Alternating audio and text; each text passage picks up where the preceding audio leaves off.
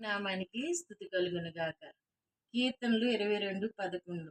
శ్రమ వచ్చి ఉన్నది, సహాయం చేయబడెవడును లేడు, నాకు దూరముగా ఉండకము అని కీర్తనకారుడు తెలియపరుస్తూ ఉన్నాడు. మనకి శ్రమ వచ్చినప్పుడు, మనకి కష్టం వచ్చినప్పుడు మనకి సహాయం చేసేవాడు ఎవరంటే దేవుడే. ఇక్కడ కీర్తన 75 ప్రకారం కూడా, నేను శ్రమల పాలై దీనుడినైతిని, దేవా నన్ను రక్షించుటకు త్వరపడి రమ్ము, నాకు సహాయము నీవే, నా రక్షణకర్తవు నీవని తెలియపరుస్తూ ఉన్నాడు. అదేవిధంగా కీర్తన 34:6 ప్రకారము, ఈ దీనుడు మొరపెట్టగా యెహోవా ఆలకించెను, అతని శ్రమలన్నింటిలో నుండి అతన్ని రక్షించును అని తెలియపరుస్తూ ఉన్నాడు. మన శ్రమలన్నింటిలో నుండి యెహోవాయే మనల్ని రక్షించేవాడు. అదేవిధంగా కీర్తన 34:17 ప్రకారము, నీతిమంతులు మొరపెట్టగా యెహోవా ఆలకించెను, వారి శ్రమలన్నింటిలో నుండి వారిని విడిపించును అని దేవుని లేఖనాలు తెలియపరుస్తూ ఉన్నాయి.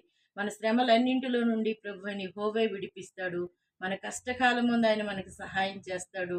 మన దుఃఖకాలం ముందు ఆయన మనల్ని ఓదార్చుతాడు. గుండె చెదిరిన వారిని బాగు చేసే దేవుడు, వారి గాయములను కట్టే దేవుడు.